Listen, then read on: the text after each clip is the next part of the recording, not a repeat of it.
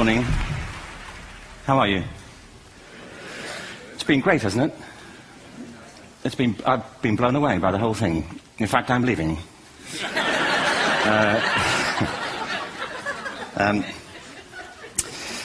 There have been three themes, haven't there, running through the conference, which are relevant to what I want to talk about. One is the extraordinary evidence of human creativity in all of the presentations that we've had and in all the people here. Just the variety of it and the range of it.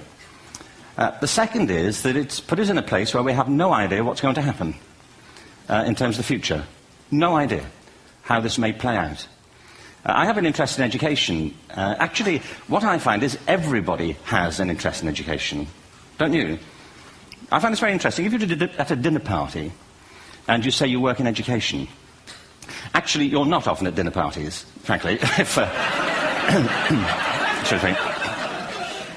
If you work in education, you're not asked, and you're never asked back, curiously. That's I think that strikes me. But if you are, and you say to somebody, they say, what do you do? And you say, you work in education, you can see the blood run from their face. They think, oh my God, why me? It's my one night out all week. But if you ask people about their education, they pin you to the wall. Because it's one of those things that goes deep with people. Am I right? Like religion and money and other things. So I have a big interest in education, and I think we all do. We have a huge vested interest in it, partly because it's education that's meant to take us into this future that we can't grasp. If you think of it, children starting school this year will be retiring in 2065. Nobody has a clue, despite all the expertise that's been on parade for the past 4 days, what the world will look like in 5 years' time. And yet we're meant to be educating them for it. So the unpredictability, I think, is extraordinary. And the third part of this is that we've all agreed, nonetheless, on the really extraordinary capacities that children have, their capacities for innovation. I mean, Serena last night was a marvel, wasn't she? Just seeing what she could do. And she's exceptional, but I think she's not, so to speak, exceptional in the whole of childhood. What you have there is a person of extraordinary dedication who found a talent. And my contention is all kids have tremendous talents, and we squander them pretty ruthlessly. So I want to talk about education, and I want to talk about creativity. My contention is that creativity now is as important in education as literacy, and we should treat it with the same status. Thank you.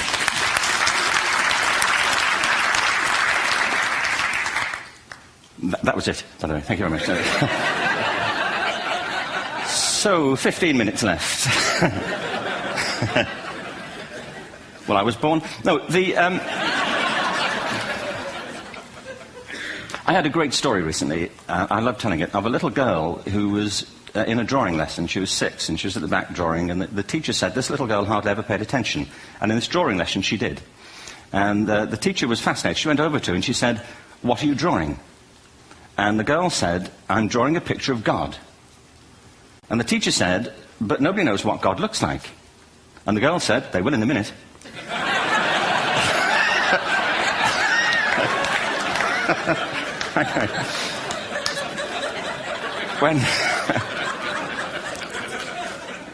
When my son was 4 in England, actually he was 4 everywhere, to be honest. I mean, if we're being strict about it, wherever he went, he was 4 that year. But he was in the Nativity play. Do you remember the story? No, it's big. It's a big story. Mel Gibson did the sequel. You may have seen it. I don't know.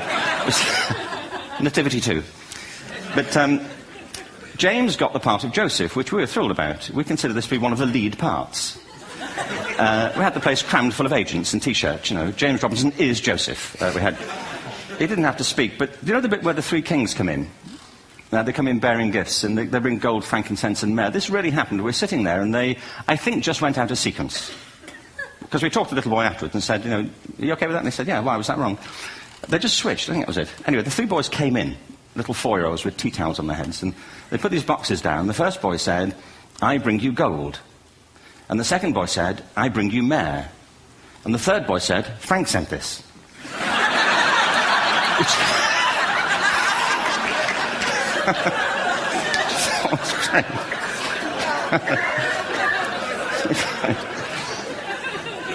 What these things have in common, you see, is that kids will take a chance.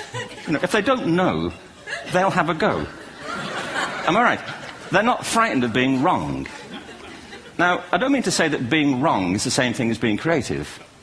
What we do know is, if you're not prepared to be wrong, you'll never come up with anything original. If you're not prepared to be wrong. And by the time they get to be adults, most kids have lost that capacity. They have become frightened of being wrong. And we run our companies, this, by the way. We stigmatize mistakes. And we're now running national education systems where mistakes are the worst thing you can make.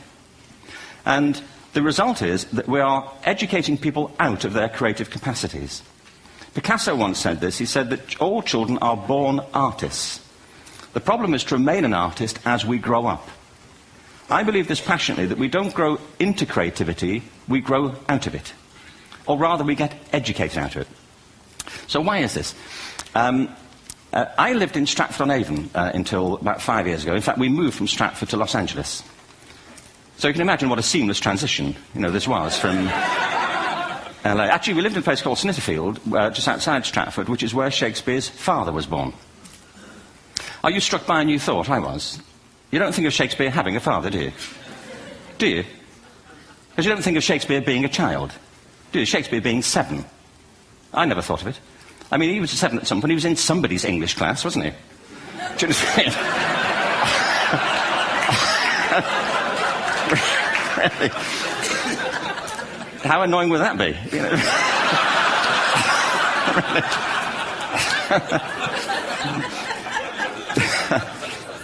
Must try harder. Being sent to bed by his dad, to Shakespeare. Go to bed now, to William Shakespeare, and put the pencil down. And stop speaking like that. It's confusing everybody.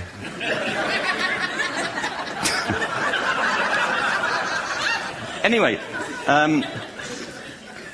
we moved from Stratford to Los Angeles, and I just want to say a word about the transition. Actually, my son didn't want to come. I've got 2 kids. He's 21 now, and my daughter's 16. He didn't want to come to Los Angeles. He loved it, but he had a girlfriend in England. This was the love of his life, Sarah. He'd known her for a month. Mind you, they'd had their 4th anniversary. Because it's a long time when you're 16. Anyway, he was really upset on the plane. He said, "I'll never find another girl like Sarah." And we were rather pleased about that, frankly, because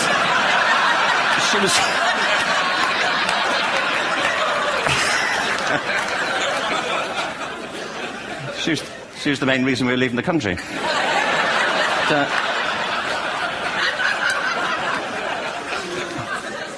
But something strikes you when you move to America and when you travel around the world. Every education system on Earth has the same hierarchy of subjects. Everyone, doesn't matter where you go. You'd think it would be otherwise, but it isn't. At the top are mathematics and languages, then the humanities, and at the bottom are the arts, everywhere on Earth. And in pretty much every system, too, there's a hierarchy within the arts. Art and music are normally given a higher status in schools than drama and dance. There isn't an education system on the planet that teaches dance every day to children the way we teach them mathematics. Why? Why not? I think this is rather important. I think maths is very important, but so is dance. Children dance all the time if they're allowed to. We all do. We all have bodies, don't we? Yeah. Did I miss a meeting? I mean, I think... Truthfully, what happens is, as children grow up, we start to educate them progressively from the waist up. And then we focus on their heads, and slightly to one side. If you were to visit education as an alien and say, what's it for, public education, I think you'd have to conclude, if you look at the output, who really succeeds by this? Who does everything they should? Who gets all the brownie points? Who are the winners? I think you'd have to conclude the whole purpose of public education throughout the world is to produce university professors. Isn't it? They're the people who come out the top. And I used to be one. So there. And I like university professors, but, we shouldn't hold them up as the high watermark of all human achievement. They're just a form of life. Another form of life. But they're rather curious, and I say this out of affection for them.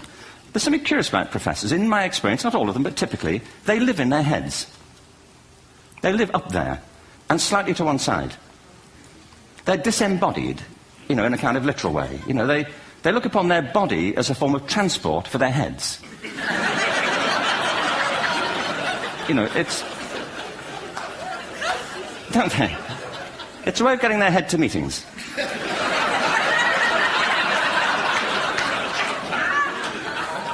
If you want real evidence of out-of-body experiences, by the way, get yourself along to a residential conference for senior academics and pop into the discotheque on the final night. And there you will see it. Grown men and women writhing uncontrollably off the beat. Waiting to it ends so they can go home and write a paper about it. Now, our education system is predicated on the idea of academic ability. And there's a reason. The whole system was invented around the world. There were no public systems of education really before the 19th century. They all came into being to meet the needs of industrialism. So the hierarchy is rooted on two ideas. Number one, that the most useful subjects for work are at the top. So you were probably steered benignly away from things at school when you were a kid, things you liked, on the grounds you would never get a job doing that. Is that right? Don't do music, you're not going to be a musician. Don't do art, you won't be an artist. Benign advice. Now, profoundly mistaken. The whole world is engulfed in a revolution. And the second is academic ability, which has really come to dominate our view of intelligence because the universities designed the system in their image. If you think of it, the whole system of public education around the world is a protracted process of university entrance. And the consequence is that many highly talented, brilliant, creative people think they're not. Because the thing they were good at school wasn't valued or was actually stigmatized. And I think we can't afford to go on that way. In the next 30 years, according to UNESCO, more people worldwide will be graduating through education than since the beginning of history. More people. And it's the combination of all the things we've talked about, technology and its transformational effect on work, and demography and the huge explosion in population. Suddenly, degrees aren't worth anything. Isn't that true? When I was a student, if you had a degree, you had a job. If you didn't have a job, it's because you didn't want one. And I didn't want one, frankly, so... but now, kids with degrees are often heading home to carry on playing video games. Because you need an MA, where the previous job required a BA, and now you need a PhD for the other. It's a process of academic inflation, and it indicates the whole structure of education is shifting beneath our feet. We need to radically rethink our view of intelligence. We know three things about intelligence. One, it's diverse. We think about the world in all the ways that we experience it. We think visually, we think in sound, we think kinesthetically, we think in abstract terms, we think in movement. Secondly, intelligence is dynamic. If you look at the interactions of a human brain, as we heard yesterday from a number of presentations, intelligence is wonderfully interactive. The brain isn't divided into compartments. In fact, creativity, which I define as the process of having original ideas that have value, more often than not, comes about through the interaction of different disciplinary ways of seeing things. The brain is intentionally... By the way, there's a shaft of nerves that joins the two halves of the brain called the corpus callosum. It's thicker in women. Following on from Helen yesterday, I think this is probably why women are better at multitasking. Because you are. Aren't you? There's a raft of research, but I know it from my personal life. If my wife is cooking a meal at home, which is not often, thankfully, but, if she's doing... No, she's good at some things. But if she's cooking, she's dealing with people on the phone, she's talking to the kids, she's painting the ceiling, she's doing open-heart surgery over here. If I'm cooking, the door is shut, the kids are out, the phone's on the hook. If she comes in, I get annoyed. I say, Terry, please, I'm trying to fry an egg in here.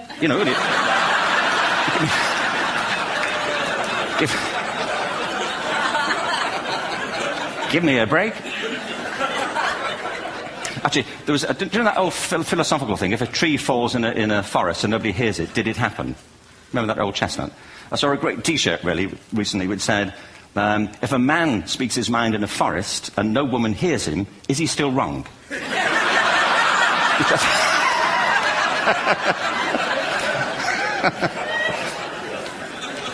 And the third thing about intelligence is it's distinct. I'm doing a new book at the moment called Epiphany, which is based on a series of interviews with people about how they discovered their talent. I'm fascinated about how people got to be there. It's really prompted by a conversation I had with a wonderful woman who most people have never heard of. She's called Gillian Lynn. Have you heard of her? Some have. She's a choreographer, and everybody knows her work. She did Cats. and Phantom of the Opera. She's wonderful. I used to be on the board of the Royal Ballet in England, as you can see. And anyway, Jill and I had lunch one day. I said, how'd you get to be a dancer? And she said it was interesting. When she was at school, she was really hopeless. And the school in the 30s wrote to her parents and said, we think Gillian has a learning disorder. She couldn't concentrate, she was fidgeting. I think now they'd say she had ADHD. Wouldn't you? But this was the 1930s, and ADHD hadn't been invented, you know, at this point, so it wasn't an available condition. You know, people weren't aware they could have that.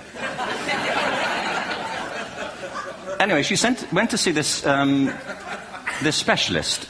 So this oak-panelled room, and she was there with her mother, and she was led and sat on this chair at the end, and she sat on her hands for 20 minutes while this man talked to her mother about all the problems Gillian was having at school. And at the end of it, because she was disturbing people, her homework was always late and so on, little kid of 8, in the end, the doctor went and sat next to Gillian and said, Gillian, I've listened to all these things that your mother's told me. I need to speak to her privately. So he said, wait here, we'll be back. We won't be very long. And they went and left her. But as they went out the room, he turned on the radio that was sitting on his desk. And when they got out the room, he said to her mother, just stand and watch her. And the minute they left the room, she said she was on her feet, moving to the music. And they watched for a few minutes, and he turned to her mother, and he said, you know, Mrs. Lynn, Gillian isn't sick, she's a dancer. Take her to a dance school. I said, what happened? He said, she did. I can't tell you how wonderful it was. We walked in this room, and it was full of people like me. People who couldn't sit still. People who had to move to think. Who had to move to think. They did ballet, they did tap, they did jazz, they did modern, they did contemporary. She was eventually auditioned for the Royal Ballet School. She became a soloist. She had a wonderful career at the Royal Ballet. She eventually graduated from the Royal Ballet School, found her own company, the Gillian Dance Company, met Andrew Lloyd Webber. She's been responsible for some of the most successful musical theatre productions in history. She's given pleasure to millions, and she's a multi-millionaire. Somebody else might have put her on medication and told her to calm down. Now, I think...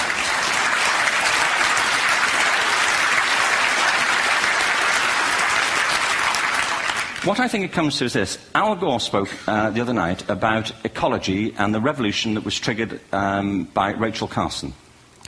I believe our only hope for the future is to adopt a new conception of human ecology, one in which we start to reconstitute our conception of the richness of human capacity. Our education system has mined our minds in the way that we strip mine the earth for a particular commodity, and for the future it won't serve us. We have to rethink the fundamental principles on which we're educating our children. There was a wonderful quote by Jonas Salk, who said, if all the insects were to disappear from the earth, within 50 years, all life on earth would end. If all human beings disappeared from the earth, within 50 years, all forms of life would flourish. And he's right. What TED celebrates is the gift of the human imagination. We have to be careful now that we use this gift wisely and that we avert some of the scenarios that we've talked about. And the only way we'll do it is by seeing our creative capacities for the richness they are and seeing our children for the hope that they are. And our task is to educate their whole being so they can face this future. By the way, we may not see this future, but they will. And our job is to help them make something of it. Thank you very much. Bravo. Here, here. Good.